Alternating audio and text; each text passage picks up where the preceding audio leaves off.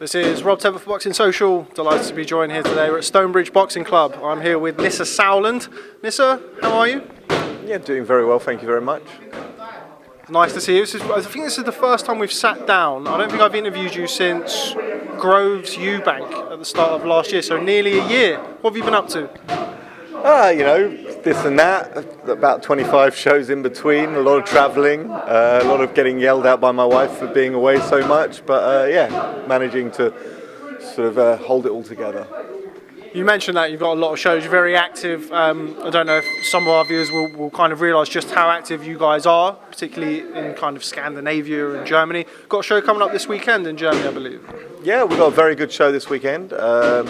Germany, we've been missing that future star, and I believe we're going to see this weekend the emerging of a new star. We've got a young kid called Abbas Barral. He's fighting for the WBC international title, super welterweight, and he's fighting former world champion Carlos Molina. Very interesting fight. It's only his fifth fight. It'll just be very interesting to see where he's at, but we have very high hopes on him. And then also we have a guy called Leon Bun as well, light heavyweight, very strong, and he's fighting Viktor Polyakov. And of course it's the return of Anthony Yigit, who lost in the Super Series, of course, with a horrific eye injury. He was really coming back into that fight, in my opinion. But he's already a star in my eyes, and look forward to getting him an 8-rounder and getting him back in the rankings, and then getting him back where he's meant to be, fighting for titles. You mentioned Abbas Barral. He's somebody who I've heard quite a lot about from a friend of mine who's just started working for Sauerland. What can you tell us about him for people who are maybe not as familiar with him as I'm sure you'd like them to be, or I'm sure they would be in the future? Who's your friend? Yeah, I mean, he was a world championship finalist, I believe. Very, very slick fighter, great head movement, great body movement, great angles, throws just all different shots, and the type of shot where you're just like, how the bleep did he just do that? He just brings them from nowhere. He's definitely one for the future, put it that way. When you're growing a fighter like that, I mean, he's born in Germany, but I believe his origins are Togo. How do you build a fighter? Just in general, really. Is it any different in kind of Europe than it is over here? What's kind of your pathway for him? How are you looking to build him and grow him? I mean, in his second fight, he had a 10-rounder. In his fifth fight, he'll have a 12-rounder for an international title. There are some talents, some special talents like that will always come along once in a while in boxing. We have a heavyweight called HRGOVIC, who's after 6 or I think 7 fights, I'm not sure exactly. He's top 15 in all the governing bodies. And this year will be, hopefully towards the end of it, fighting the big boys. We've mentioned names like Chisora, etc. We're happy to take that in his 7th fight. But with you have different fighters. Some guys need 20, 25. 4, 6, 8 rounders to build them up and get the confidence, because maybe you haven't had as much of an amateur career. But then there's some guys you can just throw in their second fight in a 10-rounder against an experienced guy and they win. And that's what with Abbas this weekend. It's his 5th fight, WBC international title against the former world champion Carlos Molina. It's a good fight. You mentioned HRGOVIC. He is one of the hottest prospects, certainly in the heavyweight division. One fight that in particular caught my eye was this fight with Amir Mansour. How quickly are you looking to push him? I mean, you just mentioned the likes of Derek Chisora. Is that realistic for kind of his next fight? When are we looking to see him back in the ring, and what kind of opponents do you think you'll be able to get for him? I mean, I think the issue that you have with anyone who's if he had 6 or 7 fights, I've sort of drawn a blank. I think 6 fights, right? You're not going to get those sort of seasoned opponents like Chisora unless you're paying a lot of money, unless you've had 10, 12 fights and it's actually for like an eliminator or something like that. So yeah, we'll keep building Philip, and we'll definitely have some interesting news about his next fight very soon. Now, another name about this weekend, you've got the debutante of a female boxer, who I've also heard quite a lot about. Why don't you tell us a little bit about her story? well, Sophie Alish is her name. She's 17 years old, which is obviously very young. A lot of, we've had a lot of not uproar, but a lot of like, whoa, you're going to put a 17-year-old in the ring. When you see this girl, you'll understand why we're doing this. She's special. She throws one of the meanest left hooks I've seen, and she's got an interesting story. She was I think she was a tennis player, a very good youth tennis player, and then got into boxing through that. And that they normally don't go that hand in hand, boxing and tennis, but she developed her skills in boxing now for the last 4 years, and she wants to go pro. She's going to have 6 fights this year. We're going to keep her very busy, and so by her 18th birthday she'll probably be 6-0, which is very impressive. Now, women's boxing in general has really exploded for terms of popularity. I understand it's quite popular in Scandinavia, which obviously you do a lot of shows there. Just how popular is it there, and what kind of avenues are you looking to take? Are you going to box her over there? Are you going to box her over here? What's kind of the plans for Sophie Alish? Well, I mean, we'll keep her in Germany for now. We might give her the odd fight abroad, like in Scandinavia. But like you said, Scandinavian boxing is pretty huge. You have Cecilia Breck, who used to be with us, who's probably the best female fighter pound for pound at the moment, and you've got girls like Clara Svensson, Michaela Loren, Dina Torsland, who's our current world champion, and they're popular out there. And I think I don't know. Times have changed. I think the whole. I've got 2 girls at home, so I'm sort of I'm all for sort of the sort of swerve and the interest in women's boxing sort of growing. I mean, if it was my daughter, I'm not 100% sure if I'd let her be boxing at 17, but she's good enough. She's got a mean left hook, like I said, and we'll be building her in Germany over the next year or so. You mentioned Anthony Yiggett. He makes his return to the ring after that fight with Baranchyk. First and foremost, how is he? How's the eye? Obviously good enough to be back in the ring, but just in general, how's Anthony Yiggett? Yeah, he's good. There's not many fighters that you kind of become that close with, because it's a business at the end of the day. So my head's a little bit queasy from the workout earlier. Look, like Anthony's he's like a little brother. So after that fight, obviously I was very sort of worried and upset. At first I ran in the ring going, "Why are you stopping this fight?" And I looked at the eye, I was like, and I think Anthony didn't understand why they were stopping it either. It just shows what kind of a warrior he is. He was edging back into that fight. Saying that, Baranchyk is very good fighter, and I look forward to the Josh Taylor-Baranchyk fight. That'll be a very good clash of styles as well. But with Anthony, we need to get him an 8-rounder, get him a win, and see where that takes us.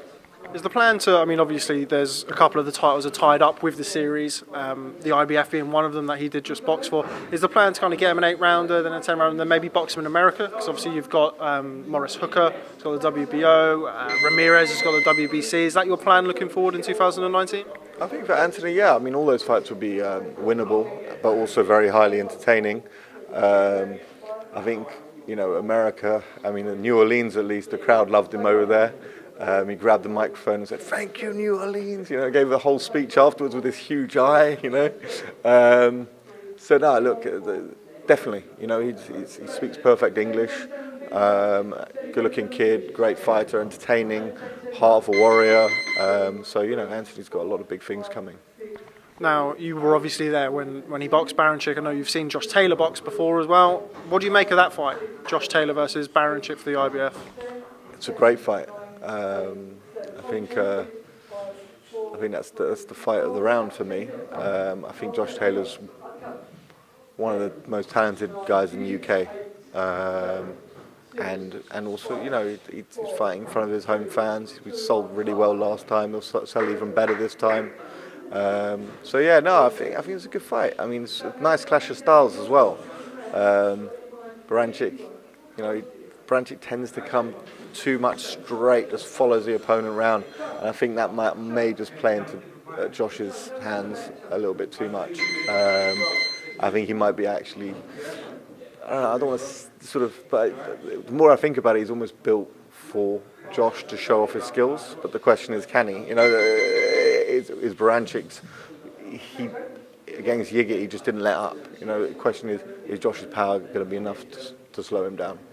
Also, rumours surfacing recently about INOUE boxing on that card against Manny Rodriguez. I appreciate you're not your brother, Calla, you're not the chief boxing officer, but can you tell me anything about those rumours? Is INOUE coming to Glasgow? I haven't spoken to my brother in a while. No, probably about 24 hours. But no, I saw. I share a Twitter account with my brother at Sauerland Bros. I saw he put that tweet out. The monster is coming. So yeah, maybe he's referring to me. I don't know.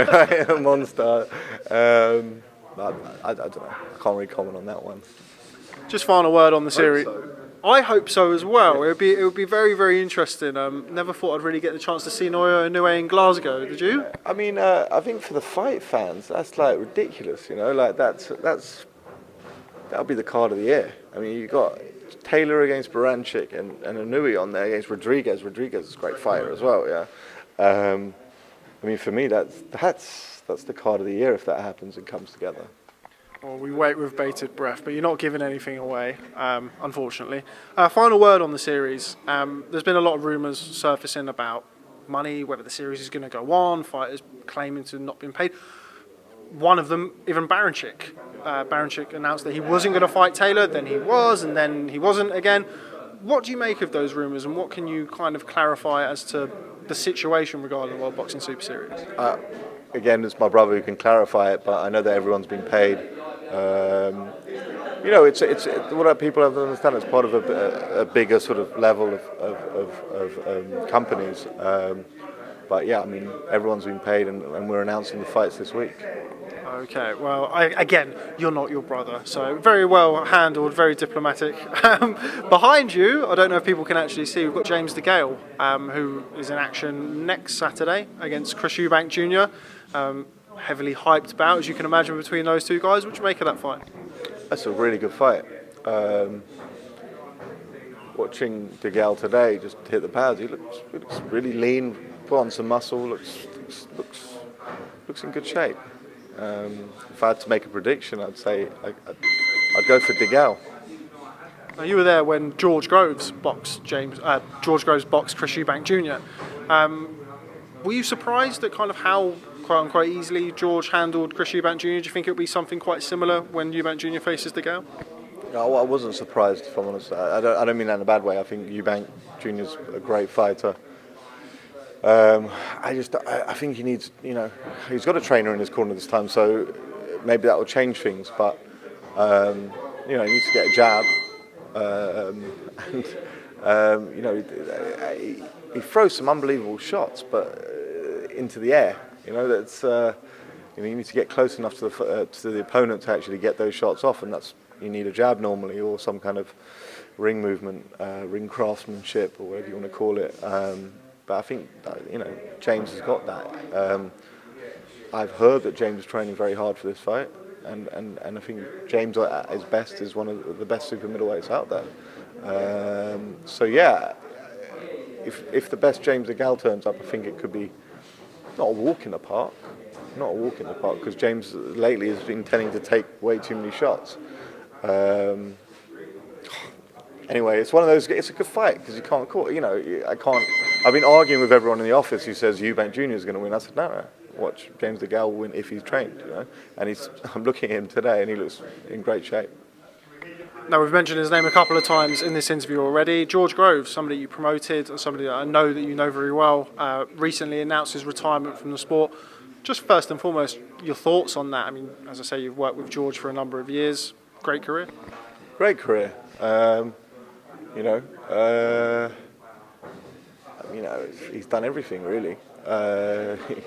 He's got knocked out in front of 80,000 people. He's won a world title. He's gone into the Super Series. He fought in Jeddah. You know, who would have thought boxing would take place in Jeddah? He was the main event. You know, I'm sure it's probably not his high point, but you know, still, he's had an amazing career. Fought in Las Vegas, you know. I like George a lot, and I think, you know, it's his choice at the end of the day. He's not a very intelligent guy, so he will have looked after his money well, and you know, I think if you can get out after having a lot of hard fights, it's good to quit, and hopefully stay quit as well. You mentioned that stay quit. James DeGale's behind you. We've just spoken about DeGale and Eubank. Were you surprised that he called it a day before that fight? If DeGale won the fight, I think general consensus was there was a possibility for a big rematch between Groves and DeGale. Did it surprise you, his kind of timing? I just don't think that fight will ever happen. I think you got a couple of strong egos and strong opinions on what their share should be. So yeah, I mean, it's one of those ones that you'd love to see happen, because the build-up's even better than the fight sometimes. But like I said, it's a couple of very strong egos there. With regards to George Groves, I mean, you started working together in between Froch 1 and 2, is that right? Did you ever kind of envision him going on to achieve what he achieved? I mean, he's had a real up and down career, very storied career. Just try and sum up, if you can, kind of the working relationship that you had with Groves over that period of time.